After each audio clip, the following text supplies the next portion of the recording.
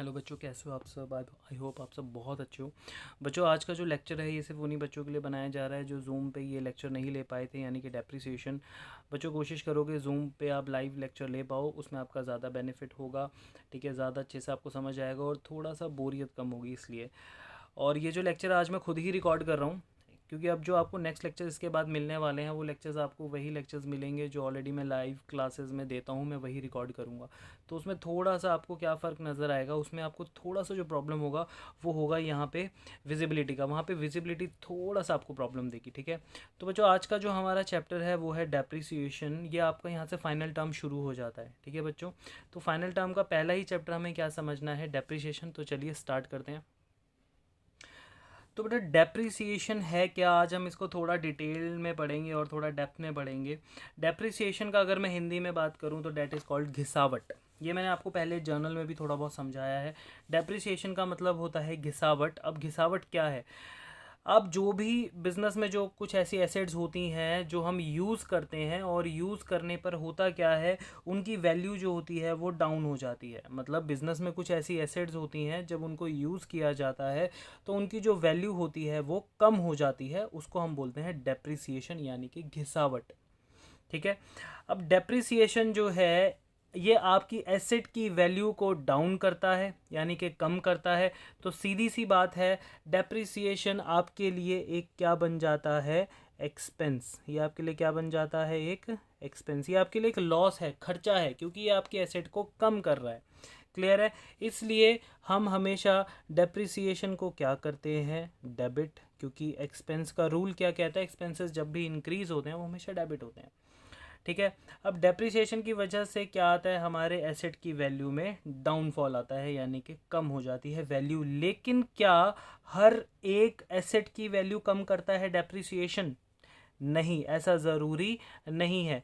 Depreciation ठीक है assets पे लगता है, लेकिन ये हर एक एसेट पे नहीं लगता। ये सिर्फ उन्हीं एसेट्स पे लगता है जो डेप्रिशिएबल होती हैं। डेप्रिशिएबल होने का मतलब क्या होता है बच्चों, कि भैया यूज़ करने पे उनकी वैल्यू कम हो गई, है ना। अब पहले तो हम थोड़ा सा इसका थ्योरी इंग्लिश में पढ़ते हैं। कह रहे fall in the value of tangible fixed assets. Tangible fixed assets मैंने आपको दो टाइप की एसेट्स बताई थी, टेंजिबल, इनटेंजिबल। टेंजिबल वो होती हैं जिनका कोई फिजिकल एग्जिस्टेंस होता है, जिनको आप देख सकते हो, टच कर सकते हो, है ना। तो भैया वो कह रहे हैं कि ये डेप्रिसिएशन सिर्फ किस पे लगता है, टेंजिबल फिक्स्ड एसेट्स पे। मैंने ब्रैकेट में लिखा है डेप्रिशिएबल, इसको मैं अभी समझाऊंगा। तो tangible fixed assets because of its usage और विद एफ्लक्स ऑफ टाइम और ड्यू टू ऑब्सोलोसेंस और एक्सीडेंट। इसका मतलब मैं अभी समझाता हूँ। कह रहे हैं कि भैया टेंजिबल फिक्स एसेट्स पे हम जब उनकी वैल्यू कम हो जाती है उसको यूज़ करने पे, तो उसे हम डेप्रिसिएशन बोलते हैं। लेकिन मैं ये कह रहा हूँ कि टेंजिबल फिक्स एसेट्स होती क्या क्या हैं, जैसे बिल्डिंग, कार, फर्नीचर, है ना, ये सब हमारे लिए क्या है, हमारी टेंजिबल फिक्स एसेट्स, देख सकते हैं, टच कर सकते हैं। लेकिन क्या सभी टेंजिबल फिक्स एसेट्स डेप्रिशिएबल होती हैं? डेप्रिशिएबल होने का मतलब ये होता है कि यूज़ करने पे वैल्यू कम हो जाना, ऐसा ज़रूरी नहीं है। मैं एक एग्जांपल लेता हूँ, कार। क्या कार डेप्रिशिएबल फिक्स एसेट है? डेप्रिशिएबल, बताओ, क्या कार पे डेप्रिसिएशन लग सकता है? हाँ सर, बिल्कुल लग सकता है। आप उसको जब आपने ख़रीदा होगा, आपने 5 लाख की कार खरीदी है, आप साल भर चला लो, फिर उसे मार्केट में बेचो, देखो 5 लाख में नहीं बिकेगी, उल्टा कम हो जाएगा उसका प्राइस। कम क्यों हो जाएगा? क्योंकि आपने उसको यूज़ कर लिया, वो सेकंड हैंड हो गई, वो यूज़ हो गई, तो इसलिए उसकी वैल्यू डाउन हो जाएगी। चलो एक और एग्जांपल लेते हैं, फर्नीचर। क्या फर्नीचर डेप्रिशिएबल है? बिल्कुल है, क्योंकि फर्नीचर अगर आप यूज़ करते हो, आज आपने एक चेयर परचेज़ की है, क्या 25 साल, 30 साल, 40 साल तक आपके पास रहेगी? नहीं, कभी ना कभी उसका जो प्रोडक्ट है, उसका जो उस पर जो प्लास्टिक है, जो उसका वुडन वर्क है, वो ख़राब हो जाएगा, वो टूट जाएगा। तो वो भी डेप्रिशिएबल है, यानी कि यूज़ करने पे उसकी वैल्यू भी डाउन होती है। क्या बिल्डिंग डेप्रिशिएबल है? बिल्कुल है। कुछ बच्चे सोचते हैं बिल्डिंग डेप्रिशिएबल है ही नहीं। बेटा बिल्डिंग की गवर्नमेंट ने भी जो लाइफ रखी है ना, वो 99 ईयर्स रखी है। मतलब अगर कोई भी बिल्डिंग में आप रह रहे हो, उसके अंदर जो मटेरियल लगाया गया है, सीमेंट है, ब्रिक है, उसके अंदर जो आयरन, जो लोहा वगैरह जो है, उसकी लाइफ 99 ईयर्स होती है। 99 ईयर्स के बाद कोई भी बिल्डिंग डैमेज हो जाती है, या तो उसे रिपेयर करवाओ या फिर उसे तोड़वा के दोबारा बनवाओ, अदरवाइज़ वो गिर जाएगी। तो बिल्डिंग भी एक डेप्रिशिएबल फिक्स एसेट है। तो ऐसी कौन सी एसेट है जो डेप्रिशिएबल नहीं है? लैंड। लैंड डेप्रिशिएबल नहीं है। अगर आपके पास एक, मान लो हमारे पास 100 गज का एक प्लॉट है, 100 गज का लैंड है हमारे पास। अब 100 गज के लैंड में अगर मैं पानी देता रहूँगा डेली, क्या वो 200 गज का हो जाएगा? नहीं, उसमें पेड़ पौधे उग जाएंगे। 100 गज के प्लॉट पे अगर मैं बिल्डिंग बना दूँ तो वो क्या 50 गज का हो जाएगा? नहीं, वो उतना ही रहेगा। यानी कि लैंड एक ऐसी हमारी टेंजिबल फिक्स एसेट है जो डेप्रीशिएट नहीं होती, जिसकी वैल्यू यूज़ करने पे कभी भी घिसती नहीं है, कम नहीं होती। ठीक है, तो लैंड पे कभी भी डेप्रिसिएशन नहीं लगता, गोल्ड पे कभी भी डेप्रिसिएशन नहीं लगता, सिल्वर पे कभी भी डेप्रिसिएशन नहीं लगता, ये सब मेटल की चीज़ें। तो ये ऐसी चीज़ें हैं जिन पे डेप्रिसिएशन नहीं लगता। वो आपको खुद इस चीज़ की नॉलेज हो जाएगी कि वो चीज़ यूज़ करने पे कम हो रही है या नहीं हो रही है। क्लियर है? तो कह रहे fall in the value of depreciable tangible fixed assets because of its usage और विद एफ्लक्स ऑफ टाइम और ड्यू टू ऑब्सोलेसेंस और एक्सीडेंट। ये तीनों चीज़ें क्या हैं, ये अभी मैं नीचे आपको बताऊंगा। ये कॉजेज़ हैं, ये जो मैंने पढ़े अभी अभी, ये कॉजेज़ हैं, ये रीज़न है डेप्रिसिएशन के कि भैया अगर किसी भी एसेट की वैल्यू घिसती है, कम होती है, तो उसके कारण बताओ। पहले तो हमने पढ़ ही लिया यूज़ ऑफ एसेट कि भैया अगर आप किसी एसेट को यूज़ करते हो, यूज़ करने पे उसकी वैल्यू क्या हो जाती है? घिस जाती है, यानी कि कम हो जाती है। दूसरा क्या है? Efflux of time. Efflux of time का मतलब होता है टाइम के कारण, टाइम की वजह से। आप मान लो अगर आप मार्केट में कार परचेज़ करने जाते हो, आप 2020 में गए हो कार परचेज़ करने, तो आप बताओ वहाँ पे आप शोरूम के मैनेजर से मिलते हो, शोरूम का जो भी अटेंडेंट है वो आपको कहता है कि सर हमारे पास ये कार है 2019 मॉडल, आप ये ले लो। और 5 लाख की ही 2020 मॉडल है और वो 5 लाख में ही 2019 मॉडल दे रहा है। बताओ आप कौन सी लोगे, 2020 या 19? तो समझदार लोगों का यही फैसला होगा कि वो 2020 मॉडल लेंगे, क्योंकि कार का एक लाइफ स्पैन होता है। अगर आप कोई भी 4 व्हीकल लेते हो, अगर आप पेट्रोल में लेते हो तो वो 15 साल तक वैलिड होती है दिल्ली में, कि 15 साल आप उसको चला सकते हो, 15 साल के बाद वो दिल्ली में नहीं चलती। तो कार का टाइम पीरियड जो है वो कम है, वो डेप्रीशिएबल है। 15 साल बाद उसकी वैल्यू दिल्ली में ज़ीरो हो जाएगी, तो फिर आपको दिक्कत हो जाएगी। अगर आप 2019 का मॉडल 5 लाख में ले रहे हो और 2020 का मॉडल भी आपको 5 लाख में मिल रहा है, तो आप प्रेफर किसको करोगे? 2020 के मॉडल को, 2019 का मॉडल नहीं लोगे। तो एफ्लक्स ऑफ टाइम का यहाँ पे मतलब ये आता है कि अगर कोई भी जो शोरूम है, अगर वो आपको प्रीवियस ईयर का मॉडल देता है, आप उसको नहीं लोगे। और अगर आप लेते भी हो तो आपको पता है उसका प्राइस कितना कम हो जाता है। 2019 का जो मॉडल है वो 5 लाख का थोड़ा ना मिलेगा, फिर वो आपको 4 लाख में मिलेगा, 4.5 लाख में। मतलब उसका प्राइस जो है वो ऑटोमेटिकली बिना यूज़ किए, एसेट के बिना यूज़ किए वो कम हो गया। ठीक है ना? किस वजह से? एफ्लक्स ऑफ टाइम की वजह से। टाइम के कारण हमने एसेट को यूज़ भी नहीं किया, लेकिन टाइम की वजह से उसकी जो लाइफ है, उसकी जो वैल्यू है वो कम हो गई। उसे भी कि हम क्या बोलते हैं? डेप्रिसिएशन।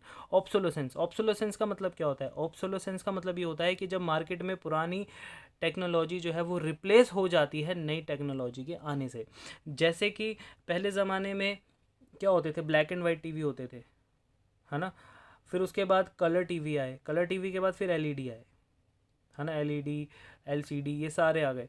तो एलईडी टीवी ने क्या किया? जो पुराने जो कलर टीवी थे, जो इतने बड़े बड़े टीवी होते थे, इतने भारी टीवी होते थे, उनको रिप्लेस कर दिया। अब उनको कोई पूछता ही नहीं है। ऐसा नहीं है वो मार्केट में बिकते नहीं है, मार्केट में वो आज भी है, बट उसकी वैल्यू जो किसी टाइम पे वो कलर्ड जो टीवी था वो 12,000, 15,000, 20,000 का आता था, आज की डेट में वो 3,000, 4,000, 5,000 में आ जाता है।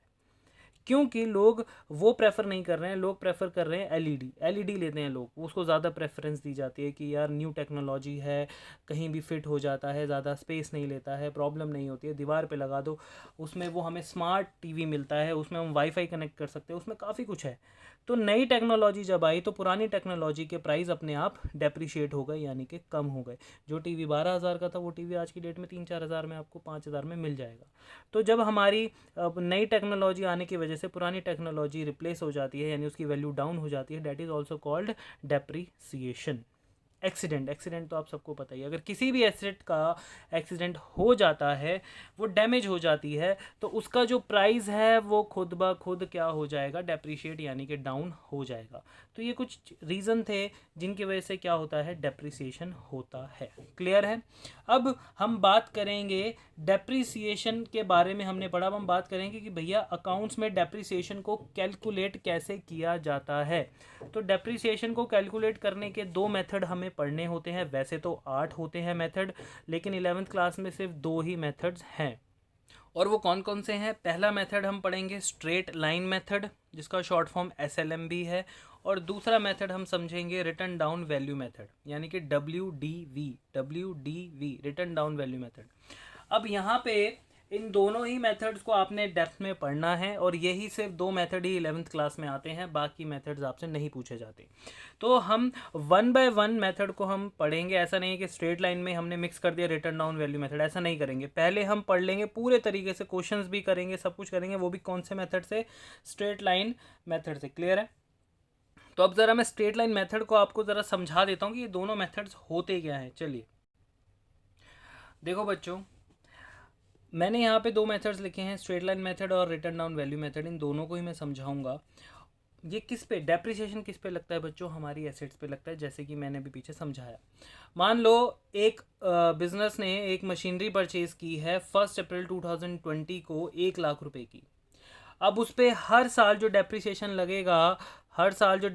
लगेगा, वो कितना लगेगा? 10% पर एनम। हर साल कितना डेप्रिसिएशन लगेगा? 10% पर एनम। तो अब आपको ये डेप्रिसिएशन कैसे कैलकुलेट करना है? पहले तो आप एक बात अपने दिमाग में डाल लो कि depreciation is always calculated at the end of the year. Depreciation हमेशा ईयर के एंड में कैलकुलेट किया जाता है। ईयर के एंड में मतलब अगर आपका ईयर शुरू हुआ है 1 अप्रैल को, तो डेप्रिसिएशन लगेगा ईयर के एंड 31 मार्च में। यहाँ पे डेप्रिसिएशन हम चार्ज करते हैं किसी भी एसेट पे। अगर हमने 1 जनवरी को ईयर शुरू किया है तो डेप्रिसिएशन लगेगा 31 दिसंबर को। वो लगेगा कैसे, वो मैं समझा दूंगा।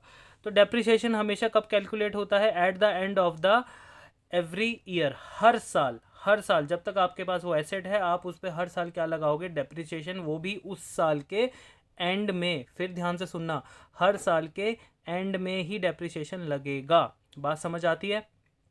अब हुआ क्या, हमने यहाँ पे 1 अप्रैल 2020 को एक मशीन परचेज़ की है, और 1 लाख रुपए की वो मशीन है, जिस पे ईयर के एंड में 10% डेप्रिसिएशन लगता है। सर ये 10% डेप्रिसिएशन आपने कैसे लिया? ये मैंने अपनी तरफ से वैल्यू ली है। बुक्स में भी आपको ऐसे ही रैंडमली कोई भी वैल्यू दे सकता है, आपको 5%, 20% में कुछ भी देगा। ठीक है? डेप्रिसिएशन का मतलब होता है यूसेज, कि आपने मशीनरी को पूरे साल कितना यूज़ किया, घिसावट। तो आप हर साल कितना घिस देते हो उसको? 10% उसको घिस देते हो, यानी कि डेप्रिशिएट कर देते हो। तो देखो, पहले साल मेरे पास फर्स्ट ईयर में मेरी एसेट की वैल्यू कितनी है? 1 लाख। मैंने पूरे साल इसको यूज़ किया, ईयर के एंड में आके मैंने इसमें क्या लगाया? डेप्रिसिएशन लगाया। डेप्रिसिएशन मैंने माइनस किया, कितनी वैल्यू है एसेट की? 1 लाख, है ना? 1 लाख का 10% कितना हुआ? डेप्रिसिएशन हमेशा एसेट की वैल्यू पे लगता है। एसेट की वैल्यू पे लगता है, यानी कि 1 लाख का 10% कितना हुआ? 10,000। तो मैंने इस पे लगाया 10,000। कितनी वैल्यू आई उसकी? 90,000। अब मेरा जो सेकंड ईयर आएगा, मेरी एसेट की वैल्यू कितनी हो जाएगी बच्चों? 90,000। क्या मैं इस एसेट को फेंक दूंगा या और यूज़ करूंगा? और यूज़ करूंगा। तो अगले साल भी जब मैं यूज़ कर रहा हूँ तो उस पर कितना डेप्रिसिएशन लग रहा है? वही सेम 10%। लेकिन 10% किस पे? वही सेम जो हर साल हमने लिया है 1 लाख पे, यानी कि 10,000। तो अगली बार भी किस पे लगेगा? 10,000 पे। अगली बार भी डेप्रिसिएशन कितना आएगा? 10,000। तो कितनी वैल्यू आई इसकी? 80,000 थर्ड ईयर में। अब थर्ड ईयर में भी कितना डेप्रिसिएशन लगेगा इस पर? 10,000। फिर कितनी आएगी वैल्यू इसकी? 70,000। ये है इसका फोर्थ ईयर। ऐसे फिर दोबारा कितना लगेगा? 10,000। इसकी वैल्यू कितनी आएगी फिफ्थ ईयर में? 60,000। ऐसे करते करते करते एक दिन इसकी वैल्यू क्या हो जाएगी? 0। अब यहाँ पे कुछ बच्चों का सवाल ये होना चाहिए कि सर आपने डेप्रिसिएशन हर साल इक्वल क्यों रखा? देखो बेटा, स्ट्रेट लाइन मेथड का मतलब ही ये है कि इसमें एक बार जो हम डेप्रिसिएशन कैलकुलेट कर लेते हैं, एक बार जो डेप्रिसिएशन हम ओरिजिनल कॉस्ट पे निकाल देते हैं। सर एक मिनट, ये ओरिजिनल कॉस्ट क्या होता है? बेटा बहुत ध्यान से सुनना, बहुत इंपॉर्टेंट चीज़ है ये। ओरिजिनल कॉस्ट का मतलब जिस डेट पर आपने एसेट को जिस प्राइस में ख़रीदा है, यानी कि 1 अप्रैल 2020 को मैंने अपनी मशीनरी को 1 लाख रुपए में ख़रीदा है, इसको बोलते हैं ओरिजिनल कॉस्ट। जिस डेट पे एसेट जिस प्राइस में ख़रीदी जाएगी, उस प्राइस को बच्चों क्या बोलते हैं? Original cost. क्लियर है? तो स्ट्रेट लाइन मेथड में एक बार जो डेप्रिसिएशन पूरे साल का हमने ओरिजिनल कॉस्ट पर लगा दिया, वही डेप्रिसिएशन हर साल फॉलो किया जाता है। तो स्ट्रेट लाइन मेथड में हर साल देखो, एक बार हमने ओरिजिनल कॉस्ट पे लगा दिया था 10%, 10,000, तो हर साल उतना ही फॉलो किया जा रहा है। और एक दिन ऐसा आता है कि उसमें एसेट की वैल्यू क्या हो जाती है, ज़ीरो हो जाती है ना। अब उसका रीज़न बताते हैं आपको। यहाँ देखो, इस मेथड का नाम स्ट्रेट लाइन क्यों पड़ा, ग्राफ की मदद से समझते हैं। पहले साल आपने डेप्रिसिएशन लगाया 10,000, दूसरे साल आपने डेप्रिसिएशन कितना लगाया 10,000, तीसरे साल आपने डेप्रिसिएशन कितना लगाया 10,000। ऐसे करते करते आप डेप्रिसिएशन हर बार कितना लगाओगे, 10,000। यानी कि लाइन देखो कैसी आई है, ग्राफ में लाइन कैसे आई है बच्चों, स्ट्रेट लाइन आई है, बिल्कुल स्ट्रेट। 10 से ही शुरू किया था और हर साल 10 पे ही चले जा रहे हैं, तो स्ट्रेट लाइन आ गई। तो इसलिए इस मेथड का नाम पड़ा straight line method. Original cost method भी इसका एक और नाम है। ये आपको समझ आया, समझ आया ना। तो यही था हमारा स्ट्रेट लाइन मेथड। अब इसको थोड़ी सी इसकी थ्योरी पढ़ लेते हैं। कह रहा है कि straight line method, under straight line method a percentage of original cost of the asset is return of every year. कह रहा है जो ओरिजिनल कॉस्ट पर हम एक बार परसेंटेज निकाल लेते हैं, जैसे 1,00,000 पे हमने 10,000 रुपये निकाला था, हर साल हम उसको ही राइट ऑफ करते हैं, मतलब माइनस करते रहते हैं एज डेप्रिसिएशन के रूप में। अब स्ट्रेट लाइन मेथड के और नाम क्या होते हैं, ओरिजिनल कॉस्ट मेथड भी कहा जाता है क्योंकि ओरिजिनल कॉस्ट पे लगता है, फिक्स्ड इंस्टॉलमेंट मेथड भी कहा जाता है, और fixed percentage on original cost method भी इसको कहा जाता है। फिक्स्ड इंस्टॉलमेंट इसको क्यों कहा जाता है, ये देखो। इंस्टॉलमेंट का यहाँ पे मतलब है डेप्रिसिएशन की इंस्टॉलमेंट्स। अगर आप ध्यान से देखो तो यहाँ पे डेप्रिसिएशन की जो इंस्टॉलमेंट है, पहले साल भी 10 है, दूसरे साल भी 10 है, तीसरे साल भी 10 है, और आगे आने वाले टाइम पे भी कितनी है, 10। तो यहाँ पे जो डेप्रिसिएशन की इंस्टॉलमेंट्स हैं वो हर साल एक जैसी रहती हैं, इसलिए उसे बोला गया है फिक्स्ड। समझ आती है बात। तो ये था हमारा स्ट्रेट लाइन। अब अगर हम बात करें अपने WDV की, रिटर्न डाउन वैल्यू मेथड, हमारे फर्स्ट ईयर में जो हमारे उसकी वैल्यू है मशीनरी की, वो कितनी है, फर्स्ट ईयर में वही सेम 1,00,000 रुपये वैल्यू है। अब मैंने उसमें से पहले साल क्या माइनस किया, डेप्रिसिएशन, वही सेम 10,000, 1,00,000 का, तो कितना आया 90,000। अब ये मेरे सेकंड ईयर की वैल्यू है। सेकंड ईयर में चेंजेस आएंगे क्योंकि इसका नाम है return down value. Return down मतलब कम की गई वैल्यू। अब जो इसमें डेप्रिसिएशन लगता है वो लगता है कम की गई वैल्यू पे, यानी कि 1,00,000 में से मैंने 10,000 माइनस किया तो वैल्यू जो कम हुई वो कितनी हुई, 90,000। अब जो डेप्रिसिएशन लगेगा सेकंड ईयर वो 90,000 पे लगेगा 10%, यानी कि 9,000। तो 9,000 यानी कि अगली बार कितना आएगा, ये 81,000 रुपीज़। ठीक है। ऐसे ही थर्ड ईयर में जब हम पहुँचे, फिर थर्ड ईयर में फिर रिटर्न डाउन वैल्यू कम हुई वैल्यू कौन सी है, 81,000। तो 81,000 पे 10% लगेगा 8100, ऐसे ही जो भी अमाउंट आएगा। ऐसे ही करते करते करते इसमें कभी भी एसेट की वैल्यू ज़ीरो नहीं हो सकती। इसमें एसेट की वैल्यू कभी भी ज़ीरो नहीं हो सकती, क्योंकि अगर इसमें 0.0001 भी अगर एसेट की वैल्यू आएगी, उस पर भी हम क्या लगा सकते हैं, 10% डेप्रिसिएशन। तो फिर जाके 0.00001 आंसर आ जाएगा। तो रिटर्न डाउन वैल्यू मेथड में कभी भी एसेट की वैल्यू ज़ीरो नहीं होती। तो एक नंबर का ये क्वेश्चन आ जाता है, MCQs में पूछ लेते हैं कि कौन सा मेथड है जिसमें एसेट की वैल्यू ज़ीरो होती है या नहीं होती। तो जिसमें होती है वो स्ट्रेट लाइन है, जिसमें नहीं होती वो WDV return down value method है।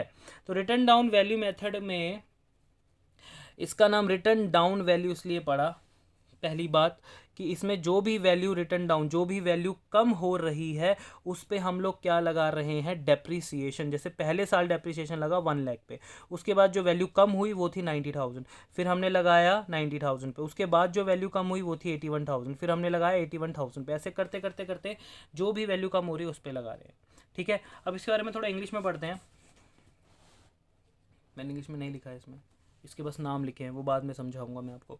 इसके नाम पढ़ लेते हैं। Diminishing balance method. डिमिनिशिंग का मतलब होता है घटता हुआ, कम होता हुआ, तो इसे डिमिनिशिंग भी बोलते हैं। देखो ना, इसमें वैल्यू देखो डेप्रिसिएशन की क्या हो रही है, 10, 9, 81। तो इसमें डेप्रिसिएशन की जो वैल्यू है वो कम होती चली जाती है, इसलिए इसे डिमिनिशिंग बैलेंस भी कहा गया है। Reducing installment method.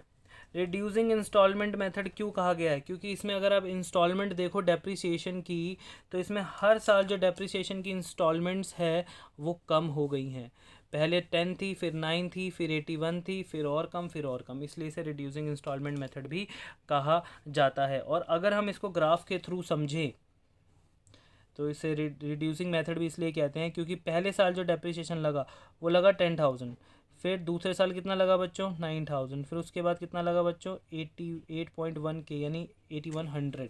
ऐसे करते करते जो इसका जो ग्राफ है वो डाउन जा रहा है, यानी कि डिमिनिशिंग, यानी कि रिटर्न डाउन, रिड्यूस हो रहा है, इसलिए इसका नाम ये पड़ा था। बात समझ आती है? अब कुछ हम आगे और बात करते हैं इसके डिटेल में। हमने मेथड कौन सा पढ़ना है बच्चों? Straight line. तो पहले हम किसके बारे में बात करेंगे? स्ट्रेट लाइन के बारे में। तो स्ट्रेट लाइन मेथड में आपने समझ लिया कि स्ट्रेट लाइन मेथड होता क्या है। आपने ये भी समझ लिया कि स्ट्रेट लाइन मेथड में जो डेप्रिसिएशन होता है वो फिक्स रहता है, एक ही रेट रहता है। लेकिन कभी कभार क्या होता है कि मैंने क्वेश्चन में तो आपको 10% दे दिया, डेप्रिसिएशन का रेट मैंने आपको बता दिया 10%, लेकिन कभी कभार क्वेश्चन में क्या होता है कि आपको डेप्रिसिएशन का अमाउंट रेट गिवन नहीं होता, परसेंटेज गिवन नहीं होता, तो हमें डेप्रिसिएशन का अमाउंट फाइंड करना पड़ता है। तो यहाँ पे how to calculate amount of depreciation in straight line method. तो डेप्रिसिएशन को कैसे हम, अमाउंट को हम कैसे कैलकुलेट करेंगे? उसका एक फॉर्मूला है, amount of depreciation equals to cost of asset minus scrap value upon में number of expected useful life. अब ये चीज़ जो मैंने यहाँ लिखी है ये तो फॉर्मूला है, रटने की ज़रूरत नहीं, इसको समझते हैं पहले, ठीक है? चलो, अगर बच्चों मैं आपसे कहूँ कि आपके पास एक मशीन है और उसकी वैल्यू है 1,00,000 रुपये। आपके पास एक मशीन है, उसकी वैल्यू कितनी है? 1,00,000 रुपये। अब मैं ये कह रहा हूँ कि वो 10 साल बाद ज़ीरो हो जाएगी। मैंने क्या कहा? वो 10 साल बाद उसकी वैल्यू ज़ीरो हो जाएगी। तो बताओ हर साल उसकी वैल्यू कितनी कम हो रही है कि वो 10 साल बाद ज़ीरो हो जाएगी? बताओ हर साल कितनी कम हो रही है?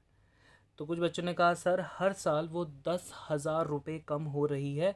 10,000 रुपये अगर आप हर साल कम करते रहोगे तो 10 साल बाद उस एसेट की जो वैल्यू है वो ज़ीरो हो जाएगी, है ना? यानी कि हर साल जो डेप्रिसिएशन लग रहा है वो 10,000 रुपये लग रहा है। तो आपने बड़े आराम से फार्मूला जनरेट कर लिया। फार्मूला क्या था? अगर आपको मैं बोलूँ कि अमाउंट ऑफ डेप्रिसिएशन आपको निकालना है तो आपने क्या किया? आपने एसेट की कॉस्ट को लिया, उसको डिवाइड कर दिया, जो मैंने आपको उसकी लाइफ बताई थी, मैंने कितने साल बताई थी उसकी लाइफ? 10 साल। तो आपने उसको उससे डिवाइड किया, काटा, डेप्रिसिएशन का अमाउंट कितना आया बच्चों? 10,000 रुपये आया। तो यही तो हम फॉर्मूले में पढ़ रहे थे, अमाउंट ऑफ डेप्रिसिएशन। इसको अभी छुपा देते हैं। Amount of depreciation equals to cost of asset यानी कि 1,00,000 अपॉन में number of expected useful life, उसकी लाइफ कितनी थी? 10। अब यहाँ पे मैं कुछ चीज़ें आपको समझाऊंगा। पहले तो मैं समझाऊंगा, मैंने यहाँ पे लिखा है number of expected useful life. ये जो लाइफ लिखी है मैंने 10 साल, 15 साल, 20 साल, इसको मैंने एक्सपेक्टेड क्यों लिखा है? देखो एक्सपेक्टेड का मतलब ये होता है कि अगर आप मार्केट में कार परचेज़ करने जाते हो, ठीक है, तो जो शोरूम वाले हैं, जो वो कंपनी वाले हैं, चाहे आपने मारुति की कार परचेज़ की हो या किसी भी XYZ ब्रांड की, तो वो कहते हैं कि भैया ये जो कार है ये 15 साल दिल्ली में चल सकती है, बस 15 साल के बाद हम दिल्ली में इसकी गारंटी नहीं लेते। 15 साल तक इसका लाइफ स्पैन है, आप इस एसेट को 15 साल तक आसानी से यूज़ कर सकते हो। अब एक बात बताओ, कंपनी ने अगर किसी व्हीकल की वैल्यू 15 साल दे दी, क्या 15 साल के बाद वो एसेट अपने आप डैमेज हो जाएगी, टूट जाएगी, फूट जाएगी, जल जाएगी? ऐसा होगा क्या? नहीं सर। कुछ लोग तो 20-20 साल, 25-25 साल पुराने एसेट को यूज़ करते हैं। जैसे अब मेरे फादर का ही स्कूटर है, उसको 27 ईयर्स हो चुके हैं। तो 27 ईयर्स सोचो, कहाँ उसकी लाइफ 15 साल थी, कहाँ 27 ईयर्स हो चुके हैं। तो इसका मतलब ये थोड़ा है कि अगर कंपनी ने लाइफ को डिसाइड कर लिया तो एसेट उतनी ही चलेगी। नहीं, कंपनी तो एक एक्सपेक्टेड लाइफ है कि हाँ हम कह रहे हैं कि इतना अच्छे से चलेगी, उसके बाद की गारंटी हम नहीं लेते कि उसके इंजन में क्या प्रॉब्लम है, उसमें आग लग रही है, कुछ भी हो रहा है। तो कंपनी कहती है इतना तो चल ही जाएगी, उसके बाद चले या ना चले वो हमारी जिम्मेदारी नहीं है। इसलिए हम कोई भी एसेट अगर हम लेते हैं तो हम उसकी लाइफ को फिक्स नहीं करते, हम उसकी लाइफ को क्या बोलते हैं? एक्सपेक्टेड, कि इतना चलेगी, 10 साल हम एक्सपेक्ट कर रहे हैं कि चलेगी। क्लियर है? तो इसलिए उसकी लाइफ को क्या बोला गया है? Expected useful life. अब यहाँ पे बात आती है स्क्रैप वैल्यू। ये स्क्रैप वैल्यू क्या है? देखो यार, स्क्रैप वैल्यू का मतलब होता है कबाड़ वैल्यू, या ये कबाड़ वैल्यू का मतलब क्या है बेटा? जब भी आपकी एसेट, मान लो कंपनी वालों ने कहा, अब जैसे मेरे फादर का स्कूटर है, वो उसको 27 ईयर्स हो गए, है ना। अब अगर वो 27 ईयर्स के बाद वो बिल्कुल डैमेज हो गया, मान लो चलना ही बंद हो गया, इंजन ही चलता, कुछ होता ही नहीं, वो रिपेयर भी नहीं हो सकता, तो अब उसको क्या करेंगे हम? कबाड़ी वाले को बेच देंगे। तो कबाड़ी वाले को जब हम बेचेंगे तो ऑब्वियसली बात है, हमें 1000 2000 कुछ तो मिलेगा, उसका मटेरियल का मेटल होगा उसके अंदर प्लास्टिक है, रबड़ है, बहुत सारी चीज़ें हैं, तो उसका पैसा जो है वो हमें कबाड़ी वाला दे देगा, 1000 या 2000 रुपये हमें मिल जाएंगे। तो यानी कि उसको हम बोलते हैं स्क्रैप वैल्यू, कबाड़ वैल्यू, कि भैया एसेट मरते मरते भी हमें कुछ प्राइस पैसा देकर जाएगी, that is called scrap value. ठीक है। अब इस स्क्रैप वैल्यू को मैंने इस फॉर्मूले में माइनस क्यों किया है, सवाल ये उठता है कि सर आपने कॉस्ट ऑफ एसेट में से स्क्रैप वैल्यू को माइनस क्यों किया। चलिए वो भी आपको समझाते हैं। 1,10,000 रुपये की हमारी एसेट थी। 1,10,000 में से हम मान लेते हैं, एक एग्जांपल लेता हूँ कि 10,000 जो है वो उसकी स्क्रैप वैल्यू है। मतलब अगर ये एसेट जब भी ख़त्म होगी ना, ये हमें 10,000 रुपये देकर जाएगी अगर मैं इसे कबाड़ी वाले को बेचूंगा। और इसकी जो हमारी यूज़फुल लाइफ है, यूज़फुल लाइफ अगर मैं लूँ तो वो है, मान लेते हैं 10 ईयर्स, ये एक एग्जांपल ले रहा हूँ मैं। अब मैंने कहा कि 10 साल बाद ये एसेट जो है ये ज़ीरो हो जाएगी, ठीक है। लेकिन ज़ीरो होने के बावजूद भी अगर हम इसको मार्केट में बेचेंगे तो ये 1,10,000 की एसेट मुझे 10,000 रुपये देकर जाएगी 10 साल बाद, है ना। तो सवाल ये उठता है कि सर अगर वो मुझे 10,000 रुपये देकर जा रही है ना, तो आपको ये बताना है कि ये जो अमाउंट है 1,10,000, इसमें से 1,10,000 में से कितना अमाउंट जो है वो डेप्रीशिएबल है। आपको क्या बताना है कि भैया एक एसेट थी 1,10,000 की, 10 साल तक वो चलनी थी, और 10 साल के बाद भी जब मैं कबाड़ी वाले को उसको बेचूंगा तो वो मुझे 10,000 रुपये देकर जाएगी। तो आपको ये बताना है कि इसमें से डेप्रीशिएबल वैल्यू जो है वो कितनी है, कि इसमें से डेप्रीशिएशन कितने अमाउंट पर लग सकता है और डेप्रीशिएशन कितने अमाउंट पर नहीं लग सकता। डेप्रीशिएशन का मतलब क्या बताया मैंने, जब एसेट की वैल्यू ख़त्म हो जाती है। तो बताओ, गैस करो। तो बच्चों अब तक आपका आंसर आ जाना चाहिए माइंड में कि भैया 1,10,000 में से सिर्फ 1,00,000 रुपए की ऐसी एसेट है जो डेप्रीशिएबल है, जिसकी जो वैल्यू है वो 10 साल बाद ज़ीरो हो जाएगी। 1,10,000 में से, क्योंकि 1,10,000 वाली एसेट को जब मैं मार्केट में बेचूंगा तो वो मुझे एंड में जाते जाते भी कितने रुपए का स्क्रैप देकर जा रही है, 10,000 रुपये का स्क्रैप देकर जा रही है। तो ये जो 10,000 रुपये हैं, इस एसेट की वैल्यू में से बता रहा हूँ मैं, इस एसेट की वैल्यू में से जो 10,000 रुपये हैं वो नॉन डेप्रीशिएबल हैं। समझ गए बात? तो 1,10,000 की एसेट में से सिर्फ 1,00,000 की ही ऐसी एसेट है जो डेप्रीशिएबल है, और जो 10,000 रुपये है वो क्या है, नॉन डेप्रीशिएबल, क्योंकि वो हमें फ्यूचर में कबाड़ी वाले से मिल जाएंगे। समझ आती है बात?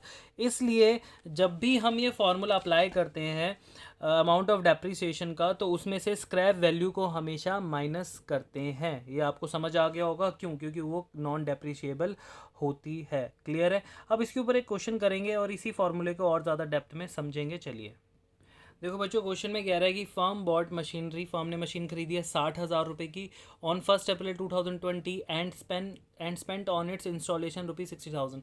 भाई 60,000 की एसेट खरीद रहा है, 60,000 ही उसके ऊपर इंस्टॉल करने के लिए लगा दिए, तो एसेट की वैल्यू कितनी हो गई? एसेट की वैल्यू हो गई 1,20,000 रुपये। मैंने आपको जर्नल एंट्री में ही समझाया था कि जब भी हम कोई एसेट परचेज़ करते हैं, खरीदते वक्त उसके ऊपर जितना भी खर्चा होगा हम उसी की कॉस्ट में क्या करेंगे, ऐड कर देंगे। तो हमारी एसेट की वैल्यू जो है वो 60 नहीं है, 60 + 60 कितना हो गया, 1,20,000। कह रहा है आगे इट्स एस्टिमेटेड यूजफुल लाइफ, 10 साल तक वो एसेट चलेगी। इट्स स्क्रैप वैल्यू, अब यहाँ पे इस क्वेश्चन के अंदर मैंने स्क्रैप वैल्यू के कुछ नाम लिखे हैं, जैसे scrap value, residual value, fetch value, one of the same thing. ठीक है, एक ही बात है, चाहे आप स्क्रैप वैल्यू बोलो, चाहे आप रेजिडुअल वैल्यू बोलो, चाहे आप फेच वैल्यू बोलो, एक ही बात है ये। तो उसकी स्क्रैप वैल्यू कितनी है, 20,000 रुपये है। Find out amount of depreciation by straight line method. अभी इस क्वेश्चन को हम यहीं तक करते हैं कि हमें सिर्फ क्या फाइंड करना है, डेप्रीसिएशन का अमाउंट निकालना है। तो सबसे पहले तो हम क्या करेंगे बच्चों, फॉर्मूला लिख लेंगे हम, amount of depreciation equals to क्या है, cost of assets minus scrap value upon में number of expected useful life. हमने ये फार्मूला लिख लिया। अब कॉस्ट ऑफ एसेट कितनी है, कॉस्ट ऑफ एसेट है, देखो यहाँ पे मैंने ऑलरेडी सॉल्व कर रखा है ये, 60 + 60। कॉस्ट ऑफ एसेट कितनी है, 60 + 60, क्योंकि फॉर्म क्वेश्चन में हमें दे रखा था। तो 60 + 60 यानी कि 1,20,000। स्क्रैप वैल्यू कितनी है हमारी, 20,000। और एक्सपेक्टेड यूजफुल लाइफ कितनी है, 10। तो हमारा जो अमाउंट ऑफ डेप्रीसिएशन है वो कितना आ जाएगा, ₹10,000। क्लियर है। तो ये था क्वेश्चन। ऐसा क्वेश्चन एग्जाम में बहुत रेयर है कि आएगा, ये से जस्ट आपको एक फार्मूला समझाना था, तो आपने ये समझ लिया कि हमने स्क्रैप वैल्यू क्यों माइनस किया और ये फार्मूला क्या था, और आपने अमाउंट ऑफ डेप्रिसिएशन भी कैलकुलेट किया। अब ज़रा इस चीज़ को हम थोड़ा और आगे बढ़ाते हैं, इसमें हम कुछ नई चीज़ें और सीखेंगे। इस क्वेश्चन में आगे ये बोला गया है, also show the machinery account for 3 years. आपको मशीनरी अकाउंट भी बनाना है 3 सालों का। आपने अभी क्या किया है, आपने इस क्वेश्चन के अंदर सिर्फ और सिर्फ 10,000 रुपये जो है अमाउंट ऑफ डेप्रिसिएशन निकाला है। सिर्फ आपने डेप्रिसिएशन का अमाउंट निकाला है। अब इस डेप्रिसिएशन को यूज़ कैसे करना है वो आपने अभी तक नहीं किया। तो बेटा डेप्रिसिएशन हमेशा यूज़ किया जाता है उसी एसेट पे, ठीक है। डेप्रिसिएशन जो अमाउंट आपने निकाला है ये हम किस पे लगा रहे हैं, मशीनरी पे। तो अकाउंट भी किसका बनाएंगे, मशीनरी का। अब डेप्रिसिएशन जो मैंने आपको अभी रफ में समझाया था, एक तरफ स्ट्रेट लाइन था, एक तरफ रिटर्न डाउन वैल्यू मेथड था, हम वैसे शो नहीं कर सकते, हमें क्या बनाना पड़ता है, अकाउंट। और अकाउंट भी यहाँ पे बोल रहा है साफ साफ कि हमें 3 सालों का बनाना है।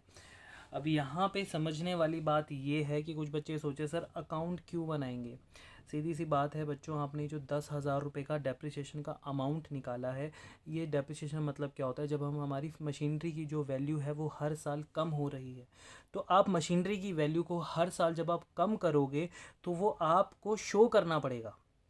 तो आप इसको रफ में शो नहीं कर सकते हो, तो आपको उस एसेट का यानी कि मशीनरी का अकाउंट बनाना पड़ेगा और उसके अंदर आपको शो करना पड़ेगा कि एसेट की वैल्यू कैसे डेप्रिशिएट हो रही है हर साल।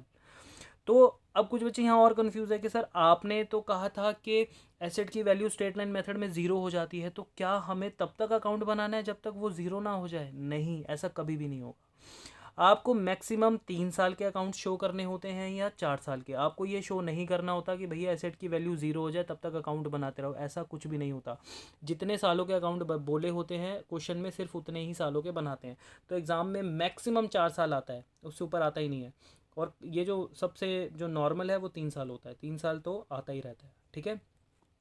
तो अब हम अकाउंट बनाने से पहले, अकाउंट मतलब लेजर, लेजर बनाने से पहले हम थोड़ी सी जर्नल सीख लेते हैं ताकि लेजर में ज़्यादा आसानी हो।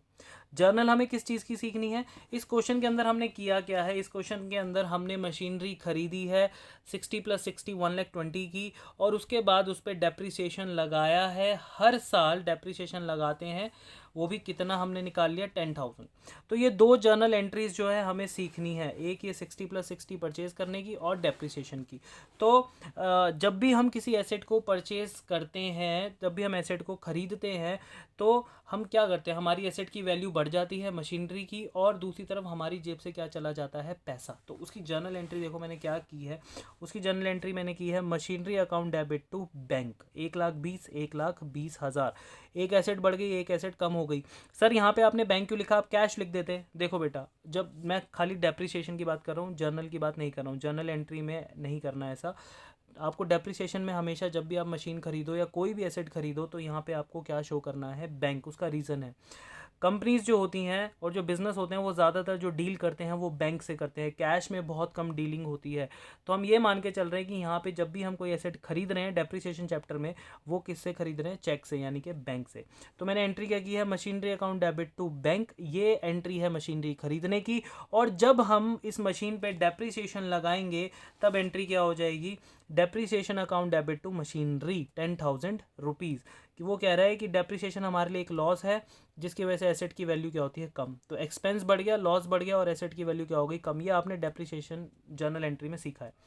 अब इन्हीं के बेसिस पे हमें अकाउंट बनाना है, और हर साल यानी कि 3 साल का अकाउंट बनाना है, और 3 साल तक ये डेप्रिसिएशन कैसे मशीन की वैल्यू को कम कर रहा है वो शो करना है। चलिए देखो बच्चों, हमने प्रॉपर पहले मशीनरी अकाउंट बनाया है। अकाउंट आप लेजर में सीख चुके हो, लेफ्ट साइड डेबिट होती है, right side credit, date particulars amount, date particulars amount, ठीक है। इसमें LF का कॉलम नहीं बनाना डेप्रिसिएशन में सिर्फ, ठीक है।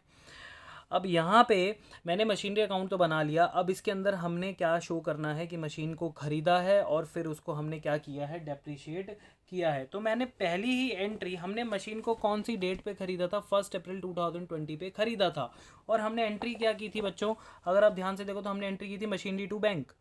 तो कौन सा अकाउंट बना रहे हैं, मशीनरी। मैंने क्या कहा था, हम जिसका अकाउंट बनाते हैं कभी भी हम उसके अकाउंट में उसका नाम शो नहीं करते, हमेशा अपोजिट रीज़न शो करते हैं। तो मशीनरी अकाउंट डेबिट हो रहा है, रीज़न क्या है, टू बैंक। तो यहाँ पे आप पहले डेट डालोगे 2020 अप्रैल 1 और यहाँ पे आप लिखोगे टू बैंक। बहुत तमीज़ से करना है काम, नीट एंड क्लीन होना चाहिए। टू बैंक अकाउंट हमने कितने का ख़रीदा, 60,000 प्लस 60,000 रुपीज़, तो यानी कि 1,20,000 रुपीज़ की हमारी एसेट आई। अब हमने पूरे साल कुछ नहीं किया, बस इस मशीनरी को यूज़ किया। यूज़ करने के बाद हमने जब अपना अकाउंट क्लोज़ किया 2021 मार्च 31, आप सबको पता है अकाउंट क्लोज़ किया हमने ईयर के एंड में। तो ईयर के एंड में हमेशा क्या कैलकुलेट करते हैं बच्चों, डेप्रिसिएशन। तो अब जब मशीन पूरे साल इस्तेमाल कर ली गई है तो उसके ऊपर क्या लगना चाहिए, अब डेप्रिसिएशन। तो डेप्रिसिएशन की भी एंट्री मैंने आपको करके दिखा दी। 10% डेप्रिसिएशन यानी कि 10,000 डेप्रिसिएशन हमने ऑलरेडी निकाल के रखा है यहाँ पे। तो इसकी एंट्री क्या है, डेप्रिसिएशन टू मशीनरी। मशीनरी क्या हो रही है, कम हो रही है, किसकी वजह से, डेप्रिसिएशन की वजह से। तो यहाँ पे आप क्या लिखोगे, बाय क्रेडिट हो रही है मशीनरी, रीज़न क्या था, बाय डेप्रिसिएशन। तो बाय डेप्रिसिएशन अकाउंट कितना डेप्रिसिएशन, 10,000 रुपीज़। अब इसको पढ़ते कैसे हैं, कह रहे भाई 1,20,000 की मेरे पास मशीनरी थी, उसमें से मैंने पूरे साल भर में कितना यूज़ कर लिया, 10,000 की मैंने यूज़ कर ली। तो कह रहा बची कितने की, कह रहा भाई मेरे पास अभी भी 1,10,000 रुपये की मशीनरी बची है। बची मतलब बैलेंस, और ये कौन सा बैलेंस है, बाय बैलेंस CD, ये है क्लोजिंग बैलेंस। मैंने आपको हमेशा अकाउंट्स क्लोज करना सिखाया है, अकाउंट्स जब भी क्लोज करते हैं वो बैलेंस CD के साथ क्लोज करते हैं। तो ये एसेट अकाउंट है मशीनरी अकाउंट, इसका बैलेंस CD कहाँ आएगा, क्रेडिट साइड में। तो बाय बैलेंस CD मेरे पास अभी भी एसेट कितने की बची है, 1,10,000 रुपये की। उसके बाद हम अकाउंट्स को क्या करेंगे, क्लोज आमने सामने। तो ये वाली साइड भी कितनी हो जाएगी, 1,20,000, और ये वाली साइड भी 1,20,000। अब क्या करूँगा, क्या मशीनरी फेंक दी मैंने, नहीं सर, आप आगे मशीन को यूज़ करोगे। तो जो पिछले साल का बैलेंस CD था यानी क्लोजिंग था, वो अगले साल का बच्चों क्या बनता है, बैलेंस BD ब्रॉट डाउन यानी कि ओपनिंग बैलेंस। तो अगला साल क्या है, 2021 अप्रैल 1, मार्च के बाद अप्रैल 1, और यहाँ पे हम क्या लिखेंगे, to balance BD date is opening balance. कितने के साथ ओपन किया हमने, 1,10,000। अब इस साल भी हमने कुछ नहीं किया, कोई और नई मशीनरी वगैरह कुछ भी नहीं बोला क्वेश्चन में हमने खरीदी है। तो बस इसी मशीन को हमने फिर दोबारा से पूरे साल भर यूज़ किया। ईयर के एंड में जब हम आए मार्च 31 को, हमने दोबारा से क्या किया, इस पर लगाया डेप्रीसिएशन। तो बाय डेप्रीसिएशन अकाउंट, डेप्रिसिएशन का अमाउंट सेम रहेगा क्योंकि स्ट्रेट लाइन मेथड है, ठीक है। तो 10,000, फिर कैसे पढ़ेंगे इसको, कह रहे 1,10,000 की एसेट थी, उसमें से कितना यूज़ कर लिया, कह रहा है मैंने 10,000 यूज़ कर लिया। कह रहा है भाई कितने की बची, हमने कहा 1,00,000 रुपये की अभी भी बची है, मतलब बैलेंस। तो बाय बैलेंस CD, तो ये है मार्च 31 का, क्लियर है। अब इसे कर देंगे क्लोज, 1,10,000 और 1,10,000। अब नेक्स्ट 2022 अप्रैल 1, यहाँ पे क्या आएगा, जो बैलेंस CD था वो यहाँ पे टू बैलेंस BD आ जाएगा। कितना आ जाएगा बच्चों, 1,00,000 रुपये। अब फिर वो कह रहा है हमें 3 साल के अकाउंट्स बनाने के लिए कहा है। अभी 1 साल हुआ है, 2 साल हुआ है, ये हमारा लास्ट ईयर है, तीसरा साल 2023। यहाँ पे फिर ईयर का एंड हुआ मार्च 31, बाय फिर दोबारा से क्या लगाएंगे, बाय डेप्रीसिएशन, कितना, सेम प्राइस 10,000 रुपीज़। फिर वैसे ही पढ़ेंगे इसको, क्या पढ़ेंगे बच्चों कि भैया 1,00,000 की एसेट थी, उसमें से 10,000 का यूज़ कर लिया, कितने की बची एसेट, 90,000 की बची, यानी कि मार्च 31 यानी क्लोजिंग बैलेंस अभी भी हमारे पास 90,000 बचा है। इधर भी 1,00,000 आ जाएगा और यहाँ पे भी अकाउंट क्लोज कर दो, 1,00,000 रुपये आ जाएगा। अब 1 साल, 2 साल, 3 साल, 3 साल के अकाउंट्स हमसे मांगे थे, हमने तीनों साल के अकाउंट्स बना के दिखा दिए। अब इससे ज़्यादा और कुछ नहीं करना, हमारा ये जो मशीनरी अकाउंट था ख़त्म हो चुका है। और उसमें हमने डेप्रिसिएशन को कैसे कैलकुलेट किया मैंने वो भी आपको समझा दिया जर्नल एंड लेजर के थ्रू। एंड कैसे करना है, 3 साल के अकाउंट्स आपने बना दिए, तीसरा साल आपने क्लोज कर दिया, बस इसको ओपन करके छोड़ दो। 2023 अप्रैल 1, जैसे लेजर में करते थे, अप्रैल 1 टू बैलेंस BD कितना आ जाएगा बच्चों, 90,000। ख़त्म। ये था आपका डेप्रिसिएशन। अभी हमने क्या सीखा, अमाउंट कैसे निकालना है डेप्रिसिएशन का, मशीनरी अकाउंट में कैसे शो करना है डेप्रिसिएशन को, ये सब सीखा। इससे ज़्यादा आपने और कुछ नहीं करना इस लेक्चर में, बस इतना ही था। कोई होमवर्क नहीं है, बस यही क्वेश्चन आप रिपीट करेंगे, इसी क्वेश्चन को आप अपने आप खुद प्रैक्टिस करेंगे। ठीक है बच्चों, till then bye bye, take care guys.